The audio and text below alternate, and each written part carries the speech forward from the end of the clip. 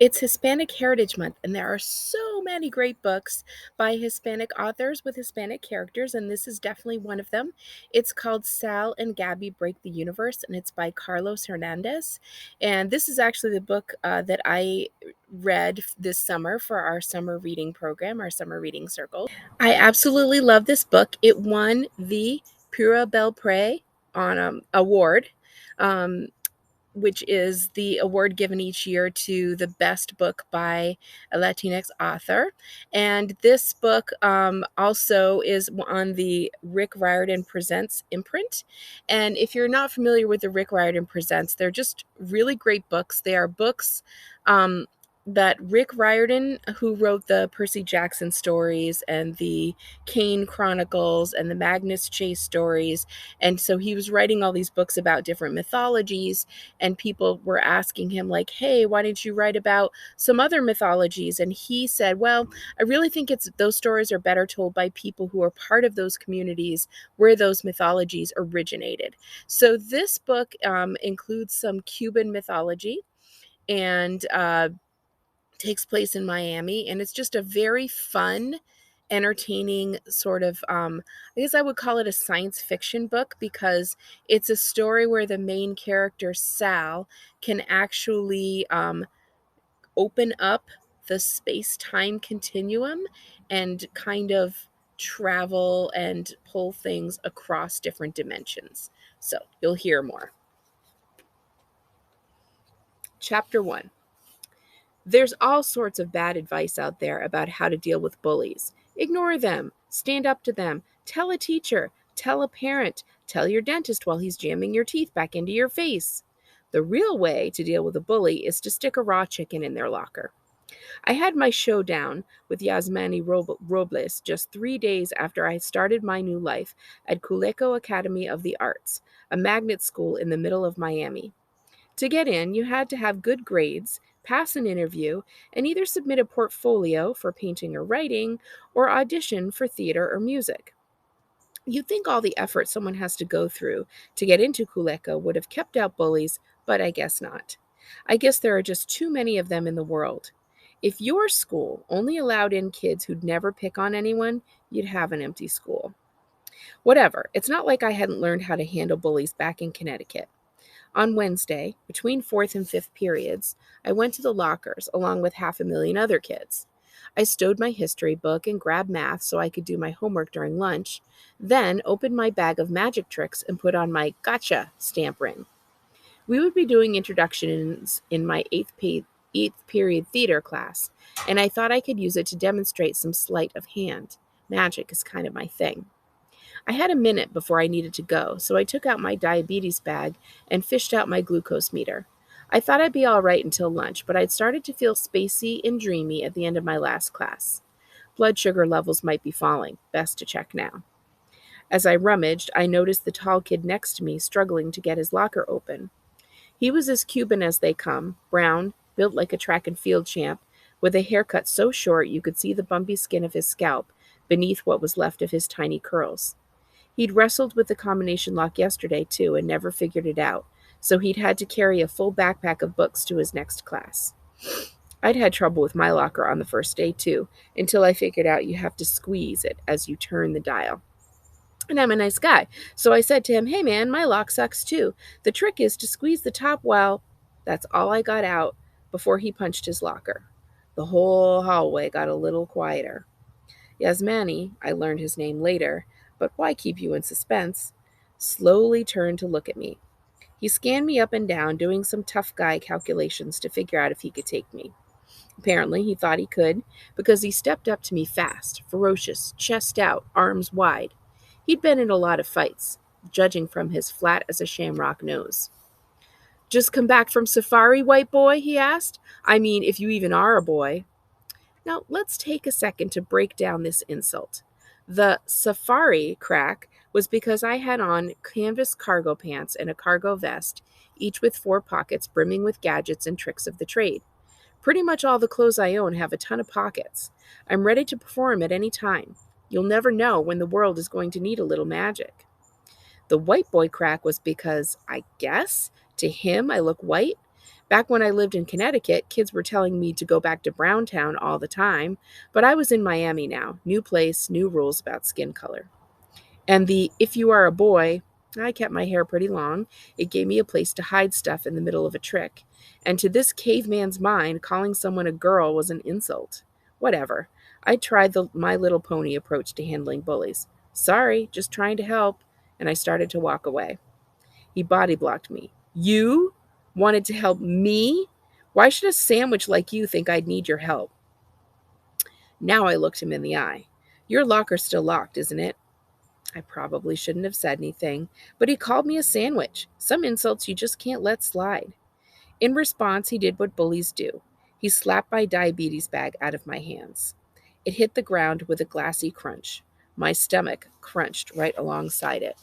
That pack contained my insulin, my syringes, my blood glucose meter, my Sharps disposal container for used needles, my Band-Aids, and a fun-sized bag of Skittles.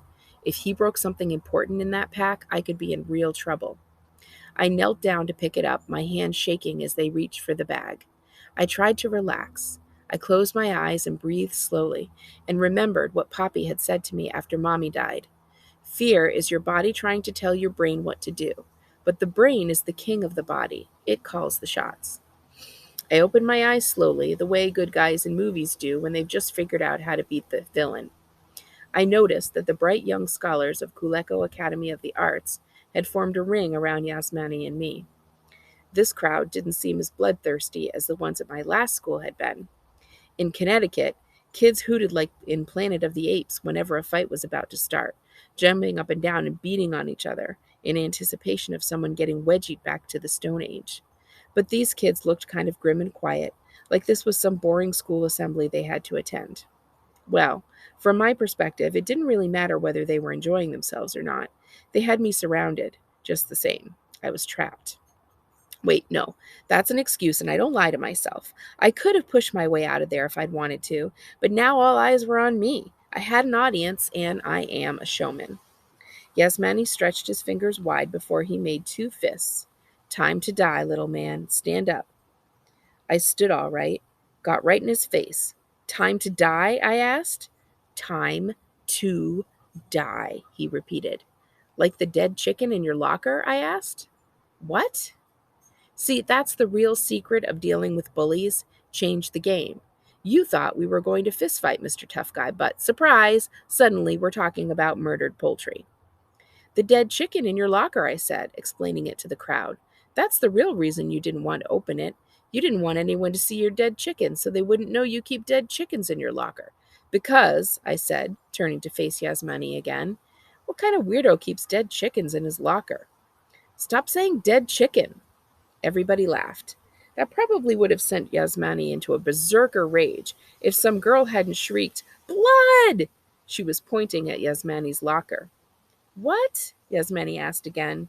He and everybody else looked at his locker, and yeah, there was watery pink blood leaking from it, the kind you find at the bottom of styrofoam meat packages. Not a lot, but enough to drip from the bottom of the locker door and pool on the floor, and it only takes a tiny bit of blood to freak people all the way out. Not me, though. I mean, I didn't know sangre de pollo was going to come dripping out of his locker, but it wasn't exactly a surprise either. I could work with it. Open it, I said to Yasmani, unless you're too chicken. If he hadn't been completely bewildered by what was happening, he would have gorilla rushed me for sure. Instead, he walked over to his locker and tried to undo the lock. 2, 4, 7 yanks on it, each angrier than the last. Then he punched his locker door again and said, I can't open the stupid thing. I keep trying, but I can't. Here, let me.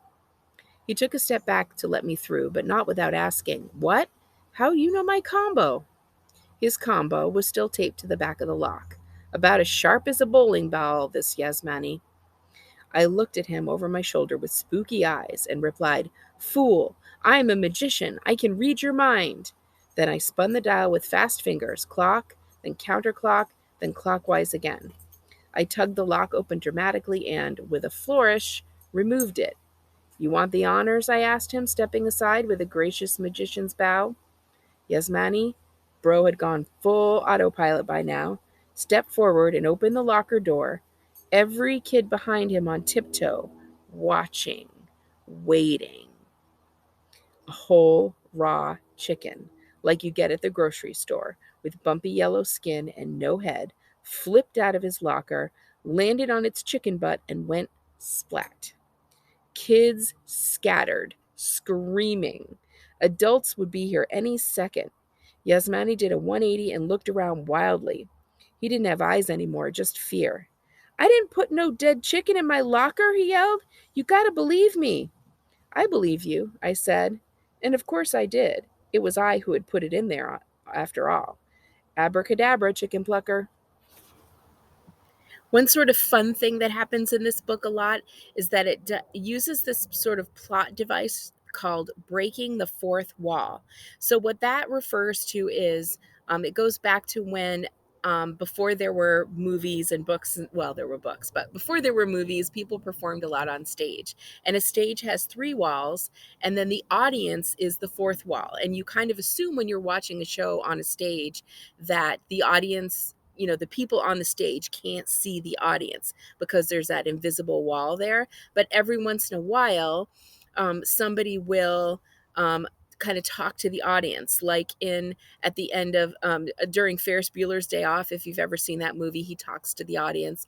In The Lightning Thief, at the beginning of the book, they talk to the audience. So that happens. You might have noticed while I was reading. That breaking the fourth wall happens every so often.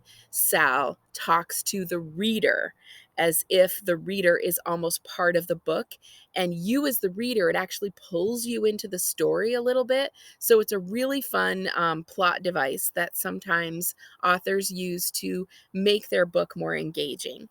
So this book is pretty fast paced. It's funny, it's engaging, and I think that a lot of you will really like it. Come on down to the library and check it out.